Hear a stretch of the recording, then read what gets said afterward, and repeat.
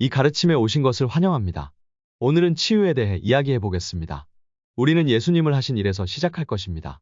예수님을 보면 그분이 행하신 두 가지 일, 즉 복음을 전파하시고 병자를 고치신 것을 볼 수 있습니다. 그분은 아픈 사람을 모두 고쳐주셨습니다. 왜 그분은 복음을 전하시고 병든 자를 고치셨을까요? 예수님께서 우리를 위해 십자가에 죽으시고 그 대가를 치르셨기 때문에 우리는 죄사함을 받고 사람들은 치유를 경험할 수 있습니다. 그분은 병자를 고치심으로 그 사실을 보여주셨습니다. 그러나 그분이 단지 설교하고 치유하시는 것만으로는 충분하지 않았습니다. 추수할 것은 많되 일꾼이 적다고 하셨기 때문입니다. 이 일을 하신 후에 12 제자를 부르사 그들에게도 이같이 행하여 복음을 전하며 병든 자를 고치라 명하셨습니다. 추수할 것은 많은데 일꾼이 적다고 했습니다. 그래서 주님은 다른 제자들 70명을 부르사 그들에게도 같은 일을 행하여 복음을 전하며 병든 자를 고치라고 명하셨습니다. 그러나 그것만으로는 충분하지 않았습니다. 가서 모든 족속으로 제자를 삼아 침례를 주고 그가 분부한 모든 것을 가르쳐 지키게 하라고 말씀하셨습니다. 그분은 무엇을 명령하셨을까요? 복음을 전하고 병든 자를 고치라고 했습니다. 여러분은 이것을 겪게 될 것이며 이것이 매우 간단하다는 것을 알게 될 것입니다. 어린아이도 볼 수 있지만 오늘날 종교적인 안경 때문에 하나님의 말씀에 순종하지 않는 사람들이 있습니다. 그들은 성경의 문맥에 맞지 않게 성경 구절 한 구절을 취합니다. 예를 들어 바울의 육체에 가시가 있는 것과 아니면 그들은 성경의 문맥에서 벗어난 또 다른 성경 구절을 취합니다. 즉 예수께서 그들의 불신 때문에 자기 동네에서 병을 고치실 수 없었다는 것입니다. 그래서 그들은 성경의 문맥을 고려하지 않고 여기에 한 구절, 저기에 있는 한 구절을 취하면서 말합니다. 갑자기 예수님은 더 이상 어떤 능력도 가지지 않으셨고 그분은 치료하실 수 없다고 말합니다. 그러면서 우리는 그분의 말씀에 순종하라는 부르심을 받지 못합니다. 저는 이 가르침이 당신을 자극할 것이며 예수님을 당신이 주님한테 순종하고 그분이 당신에게 명령한 대로 복음을 전파하고 병자를 고치는 데 도움이 될 것이라고 생각합니다. 하나님의 축복이 있기를 바랍니다. 환영합니다. 20개 중 5번째 가르침입니다. 시작하기 전에 기도하고 싶습니다. 하나님, 당신이 하시는 모든 일에 감사드립니다. 우리가 듣고 있는 모든 간증과 사람들을 자유롭게 하기 위해 이 성경학교를 사용하고 계시는 것에 대해 감사드립니다. 하나님, 오늘 오셔서 제가 당신의 말씀을 전할 수 있도록 도와주시고 제가 가르치기를 원하시는 것을 가르칠 수 있도록 도와주십시오. 이 영상을 보시는 모든 분들의 눈이 열리고 귀가 열리고 마음이 열리기를 기도합니다. 그래서 그들은 당신의 하나님을 볼 수 있고 당신이 말하는 것을 듣게 되며 당신이 그들에게 주시는 모든 것을 받게 될 것입니다. 하나님, 성령과 함께 오셔서 이 가르침을 통해 역사해 주시기를 예수님의 이름으로 기도합니다. 아멘. 오늘은 계속해서 치유에 관해 이야기하겠습니다. 우리는 제자도에 초점을 맞추는 것에 관해 이야기해왔습니다. 우리는 예수님의 제자이고 이 땅에 있는 그리스도의 대사입니다. 지난번에 제자는 스승보다 높지 않은 견습생이지만 온전하게 훈련받은 사람은 누구나 스승과 같다고 말했습니다. 이것이 누가복음 6장 14절의 말씀입니다. 그러므로 제자는 견습생입니다. 제자는 예수님을 따르는 사람이며 완벽하게 훈련을 받으면 주인처럼 되고 예수님처럼 될 것입니다. 이것이 바로 우리 모두가 말뿐 아니라 행동에서도 예수님을 닮아야 하고 이 땅에서 그분의 몸이 되어야 한다는 것입니다. 저는 우리가 하나님의 성전이라고 말해왔습니다. 저는 하나님의 성전입니다. 저는 성직자이기 때문에 사람들에게 침례를 줄 수 있고 성경이 저에게 지시하는 모든 것을 할 수 있습니다. 그리고 예수님을 죽은 자 가운데서 살리신 성령의 능력이 여러분과 제 안에 거하고 계십니다. 그리고 이것들은 제가 가르쳐온 것들 중 일부입니다. 저는 이미 많은 간증을 가지고 있습니다. 사람들이 자유로워지고 있는 것을 볼 수 있습니다. 여기에 간증이 있습니다. 며칠 전 성경학교를 따라다니던 한 남자가 저에게 전화를 했습니다. 그는 너무 기뻐서 하나님에 대한 첫사랑을 되찾았다고 저에게 말하고 싶었습니다. 그는 수년 전 구원받았을 때 불타는 열정이 있었습니다. 그러나 그는 교회 일을 하고 교회에 다니면서 열정 잃었습니다. 그러나 이 성경학교와 우리가 가지고 있는 비디오를 통해 그는 열정을 다시 얻었습니다. 그는 지난 몇 주 동안 병이 나은 사람들을 위해 기도하러 나갔습니다. 그리고 며칠 전 그는 처음으로 4사람에게 그리스도 안에서 침례를 주었습니다. 저는 이런 것을 좋아합니다. 이것이 바로 하나님께서 하시는 일입니다. 여기 첫사랑을 잃은 사람이 있습니다. 그러나 이 가르침을 받아서 그는 전통으로부터 자유로워졌습니다. 갑자기 그는 새로운 담대함을 경험하게 되었고 아픈 사람들을 위해 기도하러 나가서 그들이 구원을 받았습니다. 이제 그는 첫 번째 사람에게 침례를 주었습니다. 성경학교에 다니는 분으로부터 또 이메일을 받았습니다.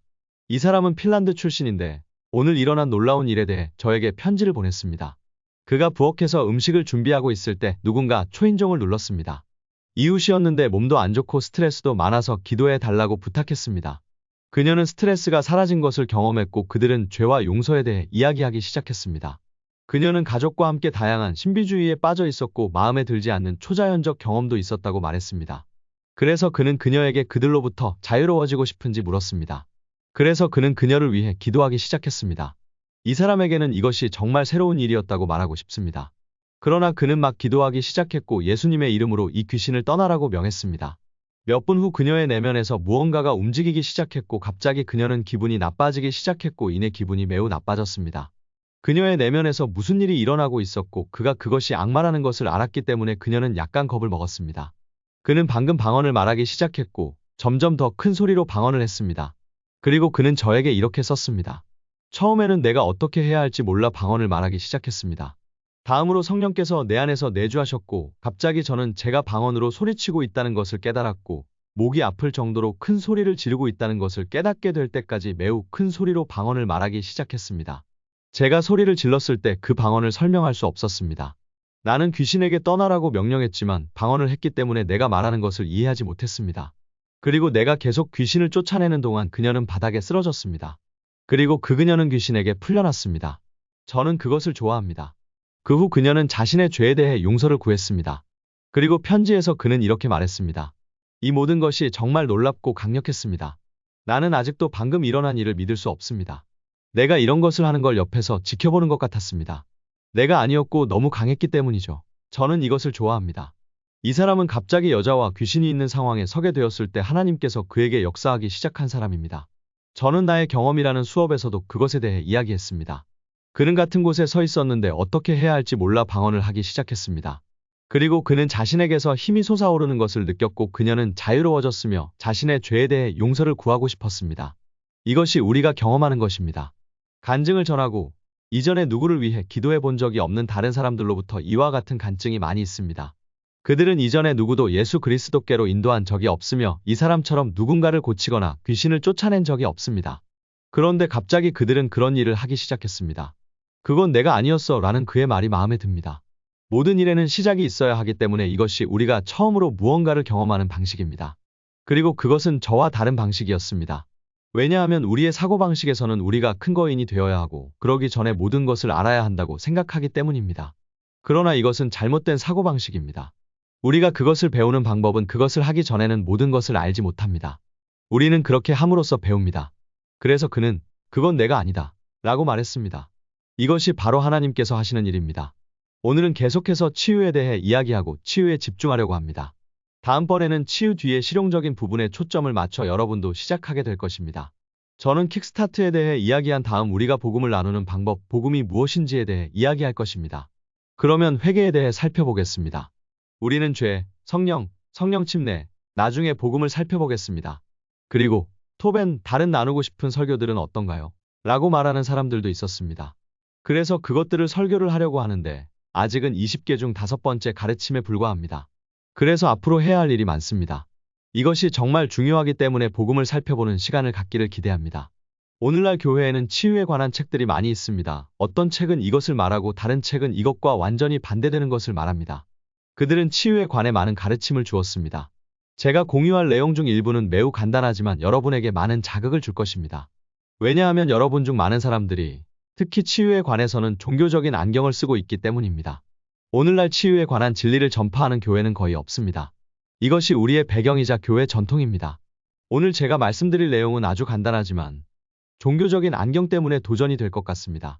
그러나 제가 말하는 것이 사실이 아닌지 성경을 살펴보십시오. 그렇습니다. 우리가 치유에 대해 이야기할 때 올바른 기준에서 시작하는 것이 중요합니다. 물론 올바른 기준은 언제나 예수님이십니다. 우리는 자신의 신학을 살펴보아야 합니다.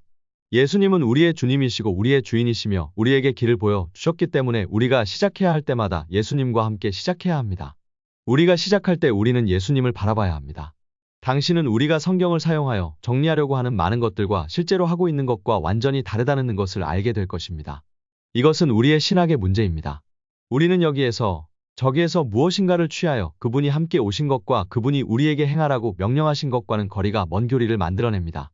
우리는 주 예수 그리스도를 바라보면 우리도 그분과 같이 될 것입니다. 오늘 일자리를 찾고 있다면 이력서를 작성하게 될 것입니다. 이것은 당신의 삶의 일부, 여행이며 이전에 했던 일을 설명합니다. 취업하고 싶은 곳에 적어서 보내는 것입니다. 그들은 당신이 어떻게 살아왔는지, 무엇을 했는지 알아보기 위해 그것을 살펴볼 것입니다. 예수님의 생애에 대한 이력서를 아주 짧게 작성한다면 단몇 마디로 이력서를 마태복음에서 찾아볼 수 있는 좋은 곳이 될 것입니다. 마태복음 4장 23절에 예수께서 온 갈릴리에 두루 다니사 회당에서 가르치시며 천국 복음을 전파하시며 백성 중에 모든 병과 모든 약한 것을 고치시니라. 이것은 예수님의 이력에 대한 좋은 그림입니다. 예수께서 갈릴리에 두루 다니시며 회당에서 가르치시며 천국 복음을 전파하시며 백성 중에 모든 약한 것과 모든 약한 것을 고치시니라. 거기를 계속 읽으면 온 무리가 그분께 나아왔고 그분께서 그들 모두를 고쳐주셨다는 것을 읽게 될 것입니다. 그러므로 여기 마태복음에 가면 예수께서 행하신 일을 읽을 수 있습니다. 예수께서는 두루 다니시면서 좋은 소식을 전파하시고 병든 사람들을 모두 고쳐주셨습니다. 그분은 무엇을 전파하셨습니까? 산상수훈 5장, 6장, 7장에서 그 내용을 읽을 수 있습니다. 이것이 바로 예수께서 설교하신 내용이고 가르치신 내용이었습니다. 그분은 어떻게 병자를 고치시고 귀신을 쫓아내셨습니까? 그것은 마태복음 8장과 9장에서 몇 가지 더 자세한 방법을 볼 수 있습니다. 예수께서는 모든 도시와 마을에 두루 다니시며 회당에서 가르치시며 천국의 좋은 소식을 선포하시며 모든 사람을 고치셨습니다. 마태복음 4장 23절을 보면 예수께서 두루 다니시며 가르치시며 복음을 전파하시며 병든 자를 다 고치셨습니다. 그래서 우리가 예수님을 보면 예수님께서 행하신 일이 두 가지가 있었습니다. 그는 가르치고 설교했습니다. 또 모든 질병과 허약함을 고치셨습니다. 그러므로 예수님의 생애를 살펴보면 그들은 설교하고 가르치고 있었고 그분은 모든 질병과 약한 것을 고치셨습니다. 질병을 고치는 것에 관해 이야기할 때 그분이 얼마나 많은 사람을 고치셨다고 생각하십니까? 그분이 자신에게 나아온 사람들을 50%만 치료하셨다고 생각하십니까? 아니면 60%, 70%, 90% 치료하셨다고 생각하십니까? 아니면 그분이 100%를 치유하셨다고 생각하시나요? 예수님은 모든 사람을 고치셨고 마태복음 8장 16절에도 저녁 때에 귀신 들린 자를 많이 데리고 예수께로 오매 예수께서 말씀으로 귀신들을 쫓아내시고 병든 자를 다 고치시니 라는 구절도 있습니다. 마태복음 12장에서 당신은 그분을 따르는 큰 무리가 있었고 그분은 모든 사람을 고치셨다는 것을 읽을 수 있습니다. 마태복음 14장 14절에서 그분이 불쌍히 여기시고 병자를 고치신 또 다른 큰 무리에 대해 읽을 수 있습니다. 마태복음 15장 30절에는 큰 무리가 예수께 나아왔고 병든 자도 많이 있었습니다. 그리고 그분은 그들을 고쳐주셨습니다. 마태복음 19장 12절에서 큰 무리가 예수를 따랐고 예수께서 그들을 고치셨더라. 마태복음 21장 14절에는 많은 맹인과 저는 사람이 있었는데 예수께서 그들을 고치셨더라. 그래서 여러분 큰 무리, 즉 큰 무리가 예수께 나아왔고 그 큰 무리 중에서 예수께서 모든 병자를 고치셨다는 것을 계속해서 읽을 수 있습니다. 그들에게는 치유가 필요했습니다. 예수께서는 무엇을 하셨나요? 그분은 두루 다니시며 복음을 전파하시고 아픈 모든 사람을 고쳐주셨습니다. 예수님은 왜 아픈 사람을 모두 고쳐주셨을까요? 왜냐하면 예수님은 우리 죄를 위해 죽으셨고 또한 우리의 질병의 대가를 치르시고 죽으셨기 때문입니다. 그래서 예수님이 오신 이유에는 두 가지 이유가 있었습니다. 죄로부터의 구원과 몸의 치유를 위해 오셨습니다. 성경에는 그것이 아주 분명한 곳이 어디인지 보여줄 수 있는 세 곳이 있습니다. 베드로전서 2장 21절에서 24절 친히 십자가에 달려 그 몸으로 우리 죄를 담당하셨으니 이는 우리로 죄에 대하여 죽고 의에 대하여 살게 하려 하심이라. 그가 채찍에 맞음으로 너희가 나음을 얻었느니라. 그러므로 예수님의 상처로 여러분은 나음을 받았습니다. 그분은 죄 때문에 죽으셨을 뿐만 아니라 우리가 치유될 수 있도록 그분의 상처로 인해 죽으시고 그 대가를 치르셨습니다. 이제 우리는 그 구절을 가지고 많은 교리를 만들고 있는데 이것은 육체적인 치유가 아니라 영적인 치유일 뿐이라고 교리를 만드는 사람들이 너무 많습니다.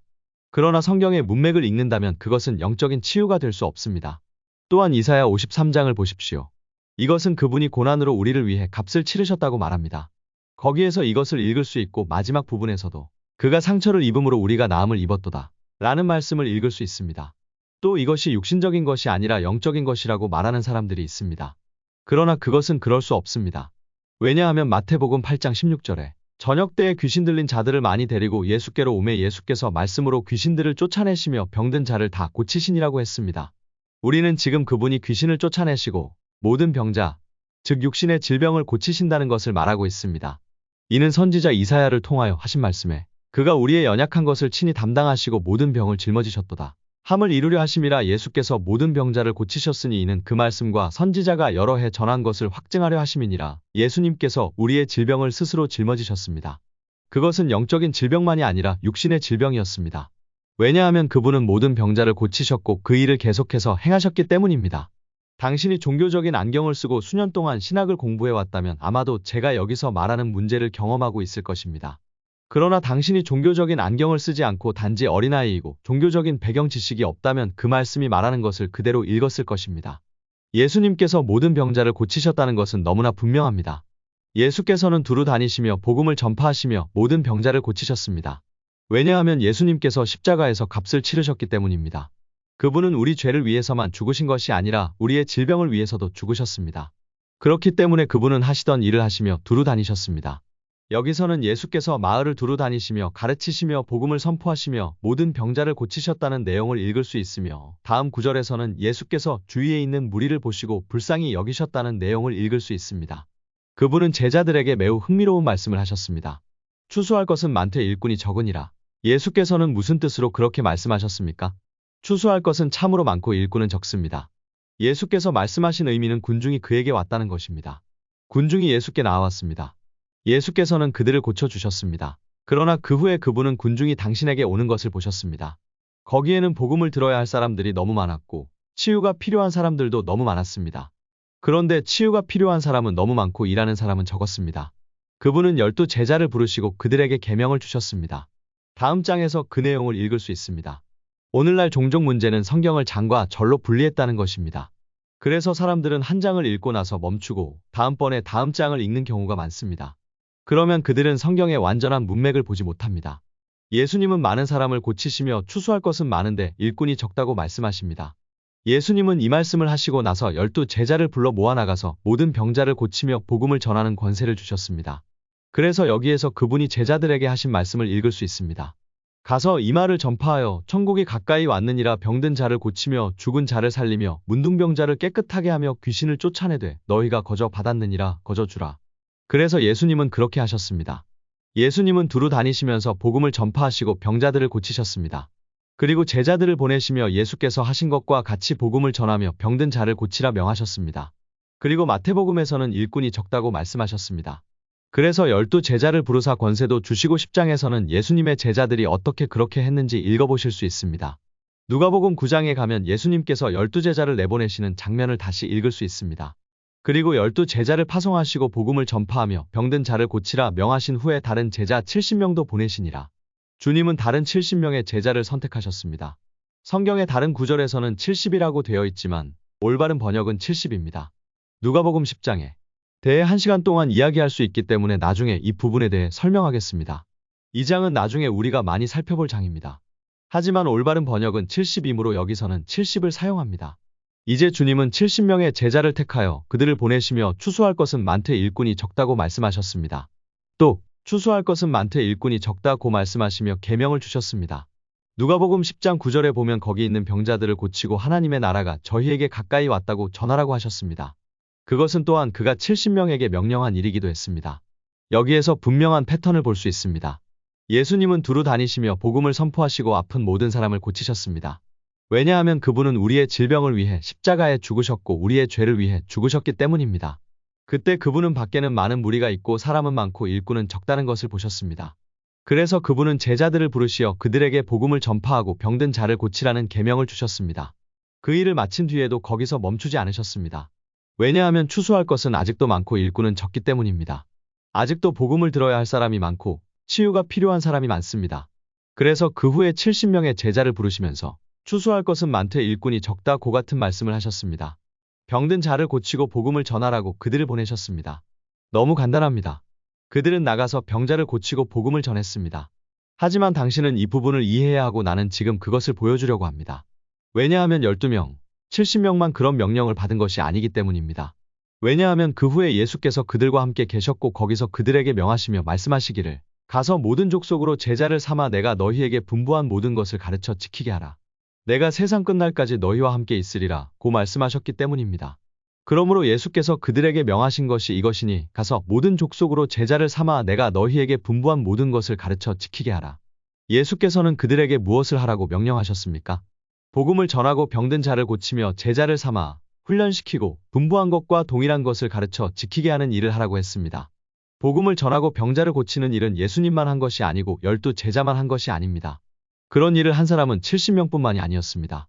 오늘날에도 마찬가지로 해야 합니다. 예수님의 제자들, 그리스도인들, 예수님을 믿고 따르는 여러분과 저는 복음을 전하고 병자를 고치는 일을 해야 합니다.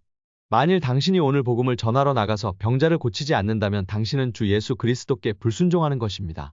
예수께서 우리에게 명령하시고 복음을 전하며 병든 자를 고치라 명하셨습니다. 전에 말했듯이 저는 치유하는 사람이 아닙니다. 저는 치유에 전적으로 관심이 있는 것은 아니지만 예수님 안에 있습니다. 저는 예수님을 사랑하며 저의 초점과 제 안의 초점은 우리가 어떻게 예수 그리스도의 제자가 될 수 있는가입니다. 저는 어느 날 예수님께서 불성실한 종아 물러가라고 말씀하시는 그 앞에 서고 싶지 않습니다. 그분은 저에게 내가 내게 명령한 것에 충실하여 내 주의 영광에 들어가라 라고 말씀해 주시길 원합니다. 그러나 오늘날 우리 교회의 전통으로 인해 우리는 아픈 사람을 고치지 않습니다. 성경의 문맥에서 벗어나 모든 사람이 병 고치는 은사를 받는 것이 아니니라 라는 구절을 취하면 예수님께서 우리에게 하라고 명령하신 모든 것이 더 이상 아무 의미도 없게 됩니다. 왜냐하면 우리가 잘못된 전통을 믿기 때문입니다. 모든 사람이 치유의 은사를 받는 것은 아니다 라는 말은 잘못된 말입니다. 하지만 지난번 수업에서 여러분은 병자를 고치는데 치유의 은사가 필요하지 않다는 것을 알고 계셨습니다. 그러나 그 한 가지 거짓말이 오늘날 교회에 들어왔고 그로 인해 예수께서 명령하신 일에 순종하지 않는 수백만 명의 그리스도인이 있습니다. 그들은 한 구절이 치유하는 능력을 빼앗아 갔다고 오해했기 때문입니다. 갑자기 예수님은 우리의 질병을 위해 십자가에서 죽으신 것이 아닙니다 라고 말합니다. 갑자기 예수님은 우리 모두에게 치유의 은사를 주지 않았다라고 말하면서 우리가 병자를 안 고치는 것을 원하지 않으셨습니다. 그리고 우리는 마가복음 7장 13절에서 그분이 말씀하신 것을 행하고 있습니다. 이것은 우리의 전통으로 하나님의 말씀을 폐하는 것입니다. 그것은 우리들에게 전해져 내려왔고 전통 때문에 우리는 하나님의 말씀을 능력에서 몰아냈습니다. 그러나 안경을 벗고 예수님을 바라보십시오. 당신은 치유를 선택했습니까? 아니면 치유하지 않기로 선택했습니까? 당신은 예수님의 제자입니까? 그렇다면 당신은 자기 십자가를 지고 예수님을 따라야 하며 그분께 순종해야 합니다. 예수님은 당신이 하고 싶은 일을 선택할 기회를 주지 않으셨습니다. 치유하는 부분이 마음에 들지 않으면 괜찮다는 그런 전통이 있다면 하지 마십시오.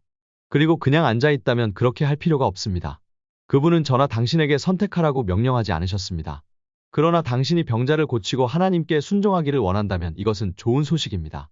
왜냐하면 당신이 그렇게 할 때 당신이 올바른 위치에 있다는 것을 알기 때문입니다. 왜냐하면 이것이 그가 당신에게 명령한 일이기 때문입니다. 저는 특별한 은사가 있어서가 아니라 특별한 부르심이 있어서가 아니라 예수님의 제자이기 때문에 그분께서 나에게 명령하셨기 때문에 그렇게 합니다. 그리고 예수님께서 제자들에게 병자를 고치고 복음을 전하며 모든 일에 순종하는 다른 사람들을 제자로 삼으라고 명하신 하나님의 말씀을 읽었습니다. 복음은 그들에게 병든 자를 고치고 복음을 전파하라고 명했습니다. 그것은 매우 간단합니다. 병자를 고치고 복음을 전파하는 일이 처음에만 있었던 것이 아니라 사도행전에서도 계속되었다는 것을 여러분은 알게 될 것입니다. 이는 사도행전 이후에도 계속되는 일입니다. 여기에서 보시는 것은 예수님께서 매 순간마다 고쳐주신 매우 강력한 내용입니다. 마태복음에서 예수님께서 방금 치유하신 곳이 7군데라는 것을 읽었습니다. 제가 당신에게 말해주길 원하는 구절이 있는데 이것이 어디에 있다고 생각합니까?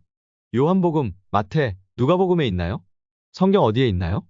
예루살렘 근방에서 많은 무리가 병자와 더러운 귀신에게 괴로움받는 자들을 데려오매 다 고침을 받았더라. 그래서 여기에서 우리는 예루살렘 주변의 마을에서 군중이 모이고 있다는 것을 다시 읽습니다. 귀신 들린 사람도 있었고 치료가 필요한 사람도 있었는데 모두 치료를 받았습니다. 이게 이런 구절인데 이게 어디에 쓰여 있나요? 이것은 마태복음에도 없고 마가복음에도 없고 누가복음에도 없습니다. 우리가 방금 읽은 군중이 와서 그들이 모두 치료받았다는 내용은 사도행전 5장 16절에 나와 있습니다. 이는 우리가 예수님과 함께 읽은 그분이 그들을 모두 고치셨다는 내용이 사도행전에도 계속된다는 것을 의미합니다. 왜냐하면 여기에는 예수님께로 온 것이 아니라 제자들에게로 온 사람들이 주변 마을에서 모여들었고 매번 모든 사람을 치유하는 것이 하나님의 뜻입니다. 저는 우리에게 질문이 많다는 것을 알고 있습니다. 이 구절은 어때요? 저 구절은 어때요? 저는 그것을 곧 살펴보겠지만 치유하는 것이 하나님의 뜻이라는 것을 보여주고 싶고 치유는 오늘도 계속됩니다. 마가복음 16장에 가면 예수님은 온 천하에 다니며 모든 사람에게 좋은 소식을 전파하라고 말씀하고 계십니다. 좋습니다. 이것은 많은 사람들이 하고 있는 일입니다. 그러나 예수께서는 우리에게 가서 전파하라고 명령하셨을 뿐만 아니라 병든 자를 고치라고 명령하셨습니다. 그러므로 우리가 읽은 것은 믿고 침례를 받는 사람은 누구나 구원을 얻을 것이요 거절하는 사람은 정죄를 받으리라 하는 것입니다. 그리고 믿는 자들에게는 이런 기적과 표적이 따르리니 내 이름으로 그들은 귀신을 쫓아내며 새로운 언어를 말할 것이다. 뱀을 집어도 해를 입지 않으며 독을 마셔도 해를 입지 않는다. 그들은 병든 사람에게 손을 얹으면 나을 것입니다. 그러므로 이러한 표적은 예수 그리스도를 믿고 예수를 주로 모시고 나가서 예수의 말씀에 순종하는 자들에게 따르는 것입니다. 그들은 귀신을 쫓아낼 것입니다. 이 표적은 우리를 따라갈 것입니다. 그러므로 오늘 우리는 귀신을 쫓아내고 새 방언을 말하겠습니다. 우리가 뱀을 집어들어도 해를 받지 않고 독을 마셔도 해를 받지 않으며 병든 사람에게 손을 얹으면 낫게 될 것입니다. 사도행전에서 이 내용을 읽게 될 것입니다. 왜냐하면 이것이 바울이 경험한 것이기 때문입니다. 또한 사도행전 마지막 장 28장에서는 바울이 피난처를 찾기 위해 어떤 섬으로 왔던 곳을 읽게 됩니다. 바울이 그곳에 도착했을 때는 예수께서 땅을 떠난 지 약 30년이 되던 해였습니다. 30년 후 바울이 그곳에 갔을 때 뱀이 나와서 그를 물었습니다. 그곳 사람들은 그가 독사에 물려 죽는 줄 알았으나 아무 일도 일어나지 않았습니다. 그는 방금 독에 의해 죽지 않았습니다. 왜냐하면 하나님의 말씀은 신학이 아니기 때문입니다. 그것은 신학일 뿐만 아니라 일상생활이기도 합니다. 그것은 단지 신학만이 아닙니다.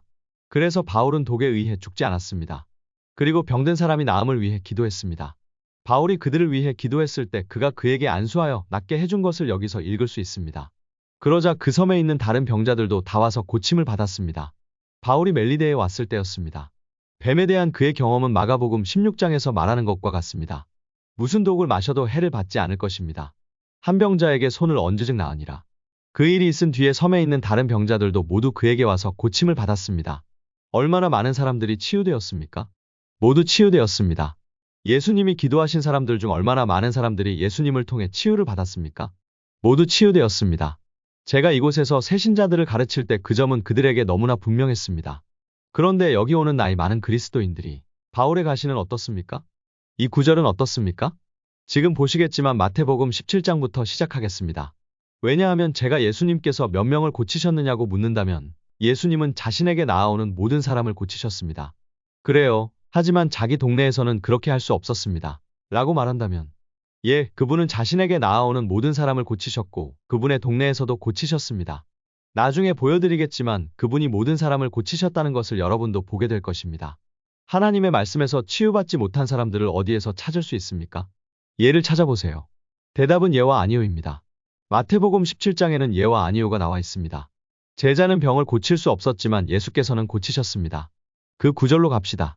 베드로, 야고보, 요한은 예수와 함께 산에 있었고 그들이 내려오매 큰 무리가 기다리고 있는데 어떤 사람이 와서 이르되 주여 내 아들이 아픈 것을 불쌍히 여기소서 내가 그를 제자들에게 데리고 왔으나 고치지 못하더라.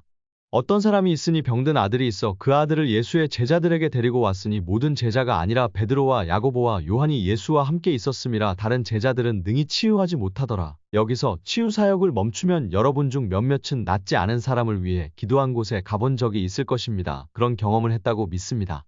그런 일이 생기면 오늘 우리는 무엇을 합니까? 우리는 치유 사역을 멈출 것입니다. 왜 치유가 일어나지 않았는지 많은 변명을 할 것입니다. 아마도 이 아픈 사람은 불신앙이 있을 수도 있고 아니면 그의 삶에 죄가 있기 때문일 수도 있고 누군가를 용서해야 해서 치유받지 못했을 수도 있고 치유받지 못했을 수도 있습니다.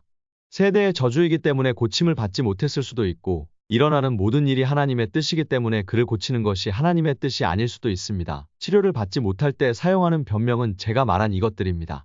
이에 대해 쓰여진 많은 책, 세대 간의 저주에 관한 많은 책, 병이 낫기 전에 용서해야 한다는 책을 많이 찾을 수 있습니다. 그들의 삶의 죄에 관한 많은 책들이 있습니다. 그리고 하나님의 뜻에 관한 많은 책들에서는 사람들이 치유되는 것은 하나님의 뜻이 아니라고 말합니다. 이것이 오늘날 일어나는 일입니다. 이것이 예수님께서 명하신 대로 일어나지 않는 곳에 서 있을 때 우리가 모든 신학을 얻는 곳입니다. 왜 일이 일어나지 않았는지에 대한 변명을 찾습니다. 오늘날 우리는 교회에서 다른 많은 것들을 창조합니다. 우리의 신학은 하나님의 말씀에 의해서가 아니라 우리의 경험에 의해 세워집니다. 그러므로 우리의 경험에서 그 사람이 치유되지 않았다고 말하면 우리는 경험의 바탕으로 신학을 세웁니다. 왜냐하면 우리는 우리의 경험을 바꾸는 대신에 하나님의 말씀에 있는 신학이 우리의 경험과 일치되기를 원하기 때문입니다. 그러나 우리는 우리의 경험을 하나님의 말씀 위에 세워서는 안 됩니다. 오늘날 우리가 거기 서서 많은 신학을 세웠지만 그 당시 제자들은 오늘날 우리가 하는 일을 하지 않았고 치유를 멈추지 않았습니다. 어쩌면 그들은 그렇게 하기 시작했을 수도 있지만 예수님이 오셔서 모든 것을 망쳐놓았습니다. 그는 이 사람이 치유를 경험할 수 없다고 말하지 않았습니다. 하나님의 뜻이 아니라 자기가 짊어져야 할 것이라고 말했기 때문에 제자들이 고칠 수 없었습니까? 아닙니다. 예수님은 그런 핑계를 가지고 오신 것이 아닙니다. 예수께서 이르시되 믿음이 없고 패역한 자들아 내가 언제까지 너희와 함께 있어야 하겠느냐? 어느 때까지 너희를 참으랴? 그 아이를 나에게 데려와라. 말한 다음 예수님은 그 아이를 고쳐주시고 자유케 해주셨습니다. 이건 치유에 대해 너무 명확하지 않나요? 왜 일이 제대로 되지 않았는지에 대한 우리의 신학을 세울 때마다 우리는 큰 책을 쓸 수 있다고 상상해보세요. 그리고 큰 책을 읽을 수도 있지만 만약 예수님께서 지상에서 그랬던 것처럼 육신을 입고 이 땅에 오셨다면 그분은 오셔서 그 소년을 고쳐주셨을 것입니다. 그리고 나서 그분은 우리를 돌아보시며 믿음이 없고 패역한 자들아 내가 언제까지 너희와 함께 있어야 하겠느냐고 꾸짖을 것입니다. 그분은 제자들이 그들을 자유롭게 하기를 원하셨습니다. 그분은 그들이 그분과 같이 되기를 원하셨기 때문에 병든 사람을 꾸짖지 않으시고 그들을 꾸짖으셨습니다. 그런데 오늘 우리는 무엇을 할까요? 우리는 아픈 사람에게 잘못을 전가하고 다른 모든 것에도 잘못을 전가합니다. 우리는 치유가 일어나는 것을 보지 못하기 때문에 신학을 세웁니다. 여기에 우리가 사용할 수 있는 것들의 목록이 있다고 말할 수 있습니다. 이것이 오늘날 사람들이 치유받는데 방해가 됩니다. 아픈 사람은 있습니다. 불신, 삶의 죄, 치유되기 전에 누군가를 용서해야 합니다. 이것은 세대의 저주이므로 우리는 세대의 저주를 깨기 위해 내려가야 합니다. 이것은 하나님의 뜻이 아닙니다. 누군가가 즉시 치유되지 않으면 이렇게 자주 말합니다. 그것은 하나님의 뜻이 아니거나 그들이 가지고 가야 할 가시입니다. 라고 말합니다. 우리는 종종 그들에게 이렇게 말합니다. 그런데 예수님을 찾아온 군중 속에서 예수님을 뵙고 그분이 고쳐주신 사람은 몇 명입니까? 그분은 그들 모두를 고쳐주셨습니다. 거기에서 읽은 대로 많은 무리가 제자들에게 왔습니다. 얼마나 많은 사람들이 치료됐습니까? 예수님은 모두를 치료하셨습니다. 여러분은 그들의 삶에 죄가 있었기 때문에 그들이 사람을 고칠 수 없었다는 것을 이 구절을 통해서 알 수 없습니다. 예수님은 단 한 번도 멈춰 서서 당신이 치유되기 전에 용서해야 한다거나 당신을 치료할 수 없습니다. 라고 말하지 않았습니다. 왜냐하면 이것이 당신이 아픈 것을 향한 하나님의 뜻이기 때문입니다. 하나님은 여러분이 치유받기를 원하십니다. 하나님의 말씀에서는 그런 변명들을 볼 수 없습니다. 예수님은 결코 그런 일을 하지 않으셨고 오늘 우리가 쓰는 모든 것, 왜 그런 일이 일어나지 않았는지 오늘날 우리가 믿는 모든 것은 잘못된 것입니다. 그분은 이렇게 하셨습니다. 그분은 방금 그 소년을 고쳐주셨고 이것이 오늘날 여러분이 누군가 앞에 서 있는데 그들이 치유되지 않을 때 그분이 하실 일입니다. 만일 예수께서 거기 계셨다면 그분은 병든 자를 고치셨을 것입니다. 그분은 질문을 많이 하지 않으시고 단지 병자를 고쳐주실 것입니다. 그분께서 그들이 치유되도록 대가를 치르셨기 때문에 그들은 용서할 필요도 많은 일을 겪을 필요도 없었습니다. 치유하는 것은 용서에 관한 것도 아니고 그들의 삶에서 죄를 없애는 것도 아니고 세대를 통한 저주에 관한 것도 아니기 때문입니다.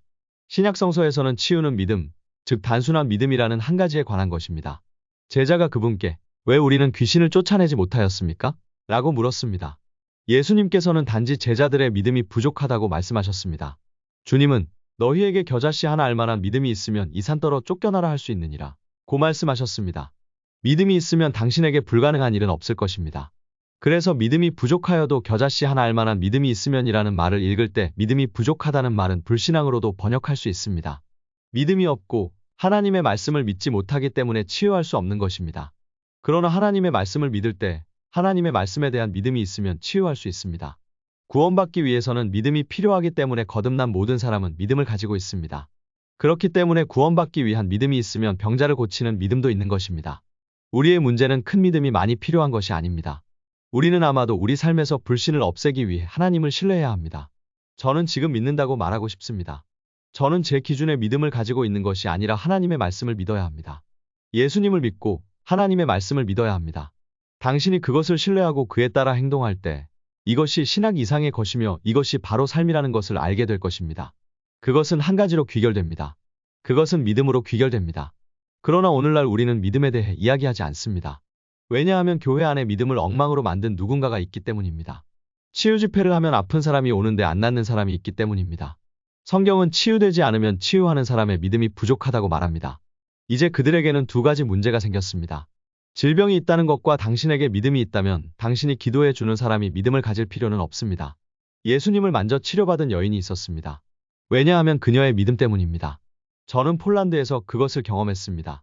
많은 사람들이 치유되도록 기도했는데 한 여성에게 다가가 손을 대자 그 여성은 벌떡 일어나 소리를 지르더니 완전히 나았습니다. 그녀는 알레르기가 있었고 눈과 코가 흘렀다가 멈추고 치유되었습니다. 전 방금 여기서 무슨 일이 일어난 거야 라고 말했습니다. 왜냐하면 내가 그녀를 만졌을 때 저에게서 나오는 힘이 너무 강했기 때문입니다. 저는 다른 사람들을 위해 기도했지만 그 기도는 그녀만큼 강력하지 않았습니다. 나중에 이야기하러 가서 무슨 일이냐고 물었더니 너가 오는 소리 듣고 셔츠만 만지면 나을 줄 믿었는데 그렇게 됐다고 했습니다. 그 사람은 제 믿음 때문이 아니라 그 사람의 믿음 때문에 병 고침을 받았습니다. 어떤 사람이 예수께 와서 집에 병든 하인이 있습니다. 라고 말했습니다. 그러자 예수께서는 내가 너희에게로 갈 것이다. 라고 말씀하셨습니다. 그러자 그는 아닙니다. 한마디만 하면 내 하인이 낫겠습니다. 라고 말했습니다. 그 종의 병이 나은 것은 그 믿음 때문이 아니고 그 주인의 믿음 때문이었습니다. 아마도 이 하인은 병들어 집에 누워 있었을 것입니다. 여기서 그는 자신의 믿음 때문이 아니라 다른 사람의 믿음으로 인해 병 고침을 받았습니다. 나사로는 어떻습니까? 나사로는 죽은 지 나흘이 되었을 때 그에게 얼마나 믿음이 있었습니까? 없습니다. 그의 믿음은 그의 몸과 함께 죽었으나 예수께서 그를 살리신 것은 예수께서 믿음을 가지셨기 때문입니다. 그러므로 우리에게는 믿음이 필요합니다. 우리는 하나님의 말씀을 신뢰해야 합니다. 이것은 매우 분명합니다. 하지만 당신이 기도하는 사람들이 믿음을 가져야 하는 것은 아닙니다. 당신이 믿음을 가지고 있다면 그들에게는 믿음이 필요하지 않다는 것입니다. 우리가 모든 전통과 거짓된 것들을 제거한다면 이것은 좋은 소식입니다. 단 한 가지 좋은 소식은 단순한 믿음, 예수님께서 우리에게 명령하신 대로 나가서 병자를 고치십시오. 그러면 우리는 하나님의 말씀을 신뢰할 수 있습니다. 그러나 우리는 치유가 다른 많은 것들과 관련이 있다고 생각하는 것은 너무나 쉽습니다. 치유에 필요한 것은 단순한 믿음입니다. 저도 몇 년 전에 이런 것들에 속았기 때문에 저도 그런 경험이 있습니다. 치유에 관한 책을 읽었는데 저보다 더 많은 사람이 치유되는 것을 본 사람이 있었습니다. 사람이 치유받는 데는 많은 장애물이 있는데 그 방의 요소 중 하나가 용서였다고 썼습니다. 사람들에게 용서하지 못하는 마음이 있다면 그것이 치유되는 데 방해가 될 수 있다고 했습니다. 저는 그 책을 읽고 집회를 참석해 몇몇 사람들을 위해 기도했습니다. 그러다가 디스크 문제와 우울증을 앓고 있는 아픈 사람을 만났습니다. 이 사람을 위해 기도했는데 아무 일도 일어나지 않았습니다. 한 번 더 기도를 했는데 아무 일도 일어나지 않았습니다. 네 번째 기도를 했는데 아무 일도 일어나지 않았지만 포기하지 않고 다섯 번째 기도를 했었는데도 아무 일도 일어나지 않았습니다. 그러다가 읽은 내용이 생각나서 그에게 용서해야 할 사람이 있는지 물었고 그는 예, 제 여자친구와 그 전 남자친구는 절대 용서하지 않을 거예요. 라고 말했습니다. 나는 그렇다면 하나님은 당신을 도와줄 수 없습니다. 라고 말했습니다. 뭐라고요? 그렇습니다. 성경은 당신이 용서하지 않으면 하나님께서 당신을 용서하실 수 없다고 말씀하고 있습니다. 보시다시피 제가 성경의 문맥에서 치유와 관련이 없는 한 구절을 인용했습니다. 내가 읽은 책 때문에 성경의 문맥에서 벗어나서 성경을 인용했습니다. 그래서 저는 그녀에게 용서해야 합니다. 라고 말했습니다. 그리고 저는 그녀에게 용서가 필요하다고 설명하고 그를 위해 다시 기도했습니다. 이번에는 그가 넘어졌는데 그는 마귀에게서 풀려났습니다. 그 사람은 치료와 구원을 받았고 오늘 하나님과 함께 살면서 정말 강한 간증이 되었고 저는 우와 이거 효과가 있구나 싶었습니다. 그래서 다음 모임에서도 저는 어떤 사람에게 용서해야 합니다. 그러면 그 치유 받을 수 있다고 말했습니다. 그래서 저는 몇 년 전에 치유에 장애가 있고 장애 중 하나는 용서해야 한다는 가르침을 만들었습니다. 그런데 어떤 사람이 낫지 않았는데 제가 그 사람에게 용서해야 합니다 하고 말했습니다. 그녀는 누구를 용서해야 합니까? 저는 아무도 없어요. 라고 말했습니다. 확실합니까? 그렇습니다. 저는 생각했습니다. 그렇다면 방해가 되는 것은 무엇일까? 좋아요. 용서하지 못하는 것이 없다면 치유에 방해가 되는 것은 무엇이 있습니까? 그래서 저는 다른 많은 사람들처럼 사람들의 삶을 파헤치기 시작했습니다. 어쩌면 치유되지 않는 것은 이건 저주일 수도 있고 바울의 옆구리에 있는 가시에 관한 것일 수도 있다라고 말했습니다. 그래서 저는 그들의 삶을 파헤치기 시작했습니다. 어쩌면 이것은 세대의 저주일지도 모릅니다. 그리고 제가 읽은 그 책의 가르침이 제 안에 많은 것을 파괴했습니다. 이제 저는 더 이상 믿음으로 기도할 수 없었기 때문입니다. 내가 길에 서 있는데 어떤 아픈 사람이 저에게 왔을 때 그 사람이 낫기를 바라는 마음으로 기도만 할 수는 없었습니다. 이 사람의 삶에 용서하지 못하는 마음이 있는지, 이 사람의 삶에 죄가 있는지, 이 사람이 그 병으로부터 무엇인가를 배워야 하는지 알 수 없었기 때문입니다. 저는 그걸 몰랐기 때문에 그들이 낫게 해달라고 단순한 믿음으로 기도할 수 없었습니다. 저는 그들이 치유될지 아닐지 몰랐습니다. 아니면 그것이 하나님의 뜻이라면 치유될 것이고 아니면 안 된다라고 생각했습니다. 그것들이 얼마나 내 안에 많은 것들을 파괴했는지 알 수 있습니까? 예수님께서 무리를 고치실 때, 제자들이 무리를 고치고 있을 때 그들은 이 사람이 자신들의 삶에 죄가 있었는지 생각하지 않고 치유를 멈추지 않았습니다. 모든 사람의 삶에는 죄가 있습니다. 그들은 멈추지 않고 그들의 삶에 용서하지 못하는 사람이 100명, 500명 정도 있기 때문에 군중을 고칠 수 없다고 말했습니까? 아닙니다. 그들은 한 번도 치유를 멈추지 않고 모두를 고쳤을 뿐입니다. 왜냐하면 그들은 단순한 믿음을 갖고 행했기 때문입니다. 그래, 토벤 하지만 그 사람이 용서했을 때 치유에 효과가 있었습니다. 그렇습니다. 효과가 있겠지만 그는 용서했기 때문에 치유된 것이 아닙니다. 이것이 당신이 이해해야 할 것입니다. 이것은 정말 중요합니다. 여러분은 이것을 듣고 이해하기를 원합니다. 그는 용서했기 때문에 치유된 것이 아닙니다. 그는 믿음으로 인해 치유받았습니다. 용서하면 나을 것이라고 믿었고 용서하는 순간 믿음이 일어나서 그 사람도 나았기 때문입니다. 그가 용서해서가 아니라 믿음 때문에 치유된 것입니다. 그래서 그가 그것을 신뢰하고 사람들이 내가 믿어야 한다고 믿는 방식으로 정확하게 용서할 때 내 믿음이 바뀌어 그들이 치유받게 됩니다. 용서해서가 아니라 믿음 때문입니다. 그리고 그것이 오늘날 우리가 가지고 있는 모든 책과 모든 가르침의 문제입니다.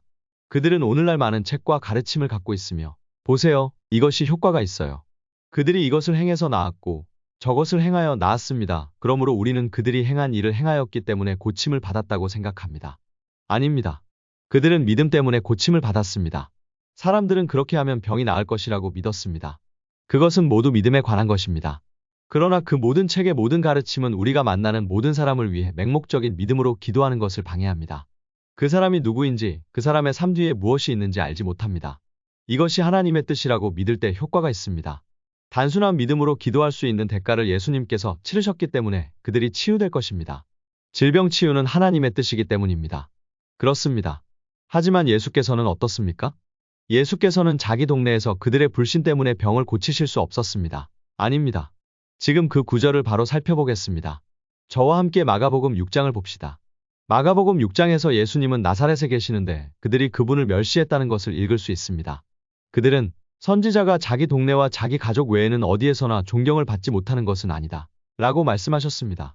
그리고 5절에 보면 저희의 믿음이 없으므로 예수께서 소수에게 손을 얹어 고치시는 것 외에는 아무 표적도 행하실 수 없으시니 저희의 믿지 않음을 이상히 여기시니라 고 했습니다.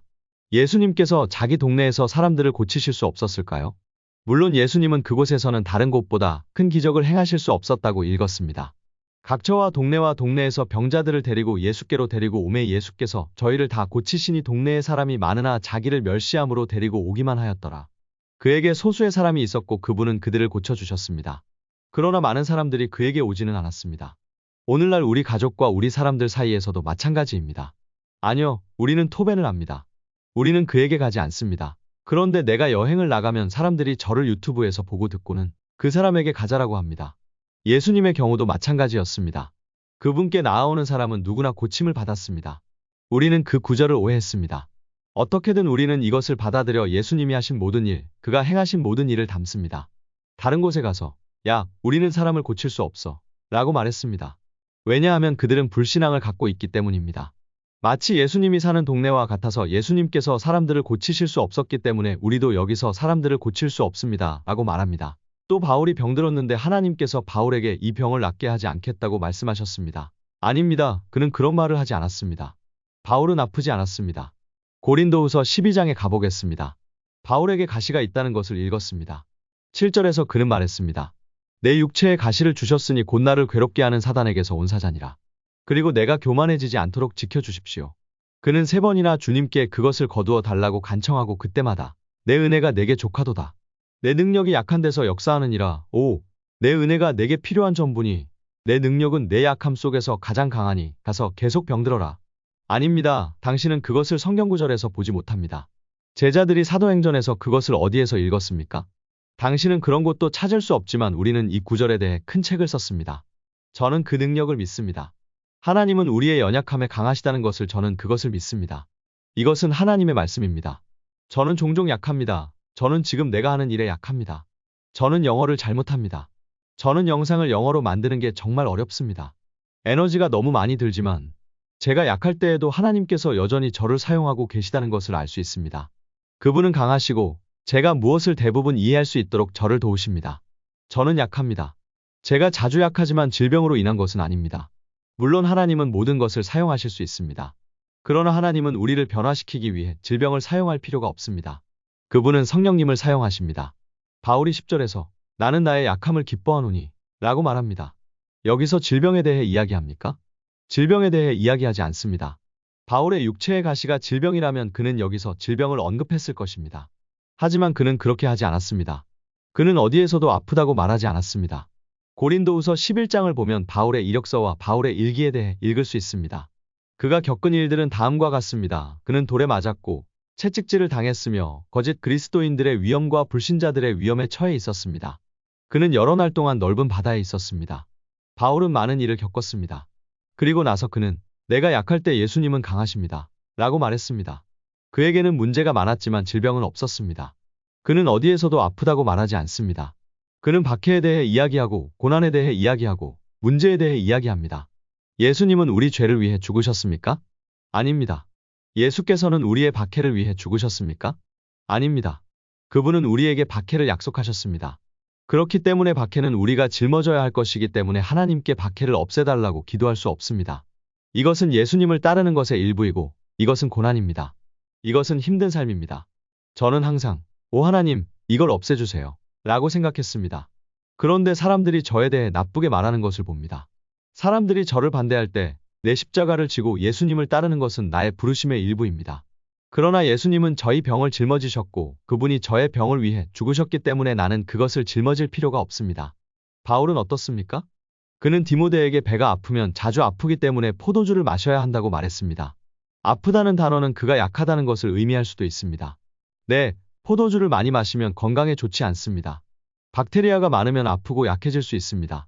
그래서 다른 걸 마시라고 합니다. 오늘날에도 사람들이 건강에 좋은 음식을 충분히 먹지 않고 허약할 때에는 다른 것을 먹어서 자신을 돌볼 수 있습니다. 하지만 디모데가 아팠다면 예수님이 하신 모든 일이 바뀌게 될까요? 아닙니다. 왜냐하면 우리는 우리의 경험을 바탕으로 신학을 세우는 것이 아니기 때문입니다. 때때로 그것은 전투입니다. 우리는 전투에 서 있습니다. 그러나 우리가 하나님의 말씀을 계속 따르다 보면 싸움과 질병을 경험하는 순간이 있을 수 있습니다. 그러나 우리가 말씀이 말하는 것을 알고 그 말씀을 지킬 때 우리는 자유를 보게 될 것입니다. 왜냐하면 그분이 우리에게 치유를 약속하셨기 때문입니다. 그래서 한 번 기도했는데 아무 일도 일어나지 않아서 이것이 하나님의 뜻이 아니라고 말하는 것이 아닙니다. 우리는 하나님의 뜻이 무엇인지 알기 때문에 하나님의 뜻은 모든 사람을 고치는 것입니다. 저는 몇 년 전에 제빵사로 일하고 있었습니다.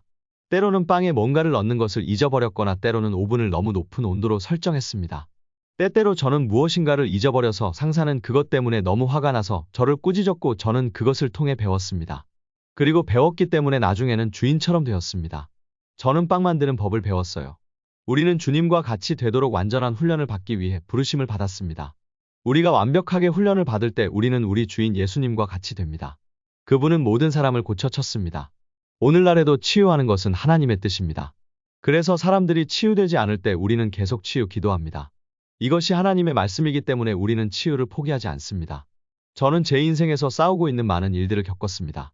예를 들면 제가 어렸을 때 어머니가 병을 앓으셨고 그로 인해 마비가 되셨습니다. 또한 그 때문에 저는 저희 전통 때문에 마비된 누군가 앞에 설 때마다 두려웠습니다. 저는 종교적인 안경을 썼고 두려움도 있었지만 그것을 받아들이지 않고 치유되는 것이 하나님의 뜻이구나 라고 말했습니다. 그래서 가서 더 많은 것을 보기 시작했고 불과 몇 주 전에 한쪽이 마비된 한마비된 여인을 위해 기도했더니 그 사람이 낫게 되었습니다. 저는 여러 가지를 보았고 제 삶에서 제 삶이 성장하고 있음을 볼 수 있습니다.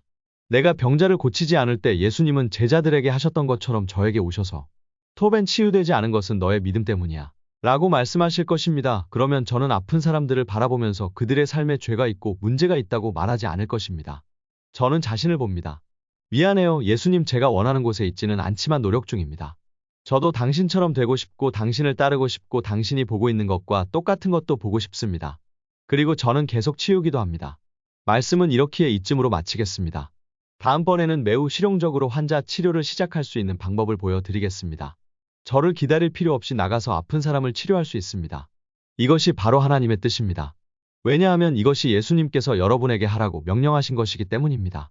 예수님께서 모든 병자들을 설교하시고 고치셨다는 것은 아주 간단합니다. 그분은 우리의 질병을 위해 죽으셨고 우리의 죄를 위해 죽으셨으며 12 제자를 부르셨고 복음을 전파하고 병자를 고치라고 그들을 부르셨습니다. 그러나 추수할 것은 많고 일꾼이 적음으로 주님 70명을 부르셨습니다. 복음을 전하며 병든 자를 고치라고 부르셨으나 추수할 것은 많고 일꾼이 적음으로 가서 모든 족속으로 제자를 삼아 침례를 주고 내가 분부한 모든 것을 가르쳐 병자를 고치게 하라 하시니라. 여러분과 저는 병든 자를 고치고 복음을 전하도록 부름을 받았는데 그것은 오직 한 가지 단순한 믿음으로 옵니다. 믿음이 무엇이냐면 순종입니다. 구원을 얻을 믿음이 있으면 병 고칠 믿음이 있고 불신앙을 버리고 나가서 말씀대로 행하면 됩니다. 나가서 아픈 사람에게 손을 얹으면 성경 말씀대로 낫게 될 것입니다. 그러니 종교적인 안경을 벗으십시오. 바울의 육체에 가시는 질병이 아니라 핍박이었고 가시를 보면 말입니다. 구약에서 가시라는 단어가 사용될 때마다 그것은 항상 질병이 아닌 박해를 의미하지만 바울의 가시가 질병이라는 것은 전통적으로 나타나는 것입니다. 디모데의 와인 사건. 그는 아프기 때문이 아니라 약했기 때문이었습니다. 그는 마시지 말아야 할 것을 많이 마시고 있었기 때문에 다른 것을 마셔야 했습니다. 자신의 경험을 토대로 신학을 세우지 마십시오. 제자들이 귀신을 쫓아낼 수 없었기 때문에 예수님이 오셔서 그들을 꾸짖으셨습니다. 하나님의 말씀으로 신학을 세우십시오. 디모데도 완전하지 않았기 때문에 우리는 우리의 경험으로 신학을 세우는 것이 아니라 하나님의 말씀으로 신학을 세워야 합니다. 그래서 제가 하고 싶은 말은 치유에 관한 것입니다. 하나님의 말씀은 매우 분명합니다. 예수님은 우리의 질병을 위해 죽으셨습니다. 그분은 우리에게 나가서 병든 자를 고치라고 명하셨습니다. 우리가 믿음이 있다면 사람들은 믿음을 가질 필요가 없습니다. 사람들은 치유되기 전에 용서할 필요가 없습니다. 그들은 많은 일을 할 필요가 없습니다. 예수님은 이미 값을 치르셨습니다. 예수님께 사람들이 와서 저를 고쳐주시겠습니까? 라고 묻습니다. 그의 대답은 항상 그렇다입니다. 사람들이 저에게 병 고칠 수 있느냐고 묻는다면 저는 그렇다고 대답합니다. 믿는 자에게는 불가능한 것이 없으므로 나가서 병자를 고치십시오. 저는 거리에 나가서 누군가를 만날 수 있고 사람들을 위해 담대하게 기도하고 사람들이 치유되기를 기대할 수 있습니다. 왜냐하면 그것이 하나님의 뜻임을 알기 때문입니다. 아마도 그들은 첫 번째나 두 번째 기도로 치유되지 않을 수도 있습니다. 하지만 계속해서 기도하면 그들이 치유될 것입니다. 왜냐하면 우리가 포기하지 않으면 우리는 치유가 일어나는 것을 보게 될 것입니다. 왜냐하면 치유는 하나님의 약속이기 때문입니다. 여러분을 위한 기도로 이번 영상을 마무리하겠습니다. 바울의 육체의 가시처럼 당신의 삶에 질병이 들어왔기 때문에 당신이 아프다는 것은 거짓말입니다. 혹은 병든 것이 하나님의 뜻이기 때문이거나 세대의 저주이기 때문에 돌아가서 용서를 구해야 한다거나 낫기 전에 많은 것들이 다 거짓말입니다. 하나님의 말씀 마태복음을 가지고 읽어보시고 예수님께서 매번 어떻게 병을 고치셨는지 그리고 제자들을 보내시어 그렇게 하라고 명하신 것이 무엇인지 알아보십시오. 아픈 당신을 위해 기도하겠습니다. 이제 어깨에 문제가 있으면 거기에 손을 얹으십시오. 위장에 문제가 있으면 거기에 손을 얹으십시오. 암에 걸렸습니까? 아픈 곳에 손을 얹으십시오. 당신의 몸에 어떤 곳이 있다면 거기에 손을 얹어 기도해 주십시오. 하나님은 지금 당장 능력으로 오셔서 치유해 주십니다. 하나님 지금 당장 치유해 주셔서 감사합니다. 예수님 감사합니다. 당신이 우리의 질병을 위해 죽으셨고 당신의 상처로 우리가 나았으니 낫게 해주셔서 감사합니다.